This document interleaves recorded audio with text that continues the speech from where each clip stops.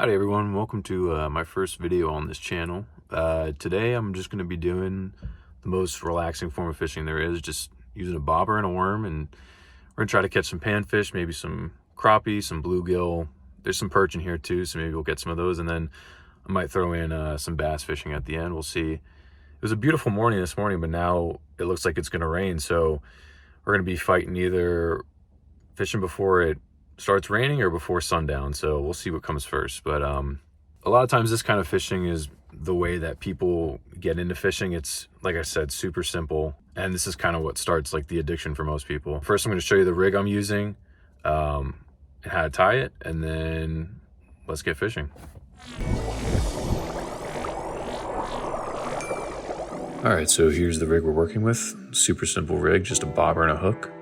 This is a size 8 Eagle Claw straight shank hook. This is a Cigar bobber with a weighted bottom. So if you don't know how to put one of these on, you just push down the top portion so that it reveals the little hook, and this portion without the weight would go towards your rod. Then you slip that on, and then to put the bottom on, you push the entire top down, revealing the bottom hook, and then I like to just wrap around the line 1 or 2 times so that it can stay in place. So then to tie the hook on, I'm going to use a clinch knot. Imagine this is the hook, and you push the line through the back of the hook, bring it around front, give yourself some line to work with. Then you're going to wrap it around 5 to 7 times.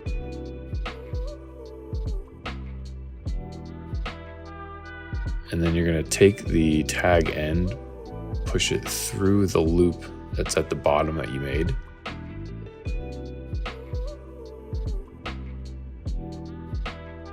And pretty much just pull everything tight. It'll cinch down on itself, and then you're good to go. Then just clip the tag end, and then I'm ready to fish.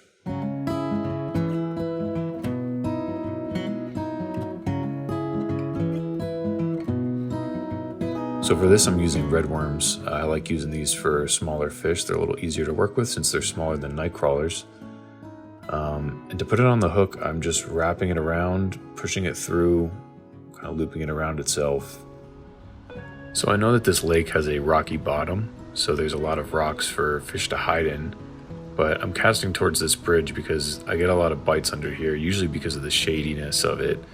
There's a lot of bass and bluegill that sit under here. You can see I'm getting some bites, but nothing substantial enough to hook. So I'm going to pull back in and recast somewhere else. Casting towards the middle now. There's some rock piles over there that I get a lot of bites in usually. And there you have it. Set the hook, reel them in, and we got ourselves a little fish, little bluegill. First one of the day. Nice little guy, nice colors. See you, buddy. I just wanted to show this clip to show when to set the hook. You're gonna get a lot of little nibbles that'll pull the bobber up and down, but you really wanna wait till that bobber's underwater and pulling away, because that's how you know the fish has the worm in its mouth. When I'm not really getting any bites in a certain spot, I'll either reel in or jerk the rod so that there gives some movement to the worm. And then sometimes that gets the bite going. Like right here. So I reel in this decent yellow perch, and they have sharp gill plates, so I get stabbed by one of them, and you can see the fins on their back. The dorsal fins are very sharp, so you want to be careful. So I'm going to try out another method of putting this worm on the hook. You kind of string it through itself on its head and then push it up along the shank of the hook, and then just chop off part of it so that it's dangling.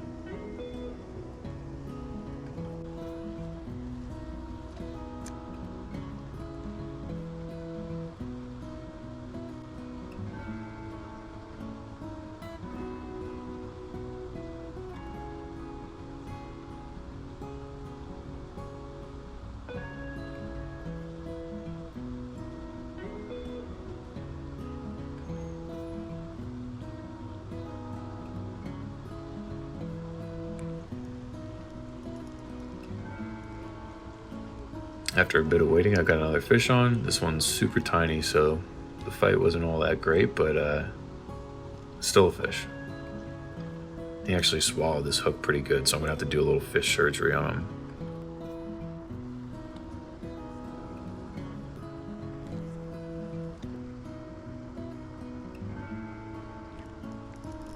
Now this fish, I forgot to set my drag after I pulled out the line a little bit. So it sounds like a huge fish, but it's really not. It's a decent bluegill, but nothing that'll pull drag like that. So make sure your drag is set. Sometimes you might miss a fish because of it.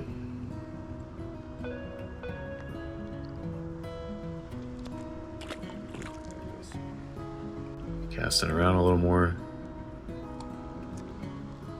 And check out this clip. I put the GoPro underwater and you could see the fish take the worm.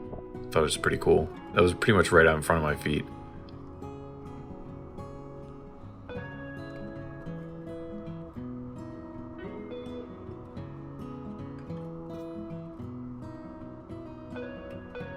Got another little fish here.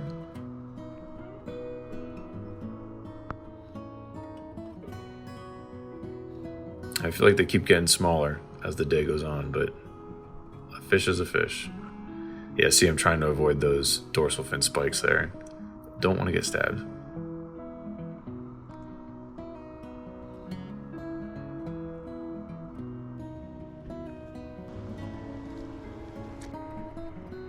So after some more casting, I decided to switch it up. I think I'm going to try to go for bass. It's getting later, so I'm wondering if the bite picks up. I put on this chartreuse crankbait with a black back, and maybe it'll present something different to the bass to see if they get riled up over it. So I'm casting around and nothing's really happening, getting no bites. I'm reeling it at like a steady pace, not too fast, not too slow, pretty much in the middle. And then I go to fix the camera, and of course I'm not paying attention. This fish latches on. I think it was a bass, I'm not sure, but yeah, I missed that one.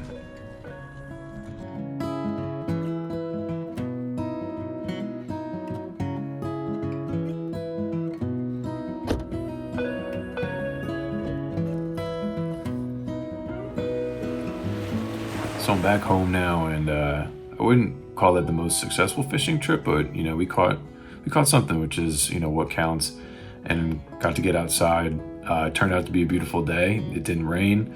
The only thing that sent me home was the sun went down, and you know, they say it's fishing, not catching, so I'm just happy to be out there having a relaxing time and you know, having some fun catching some fish. So yeah, I'm looking forward to making more of these videos.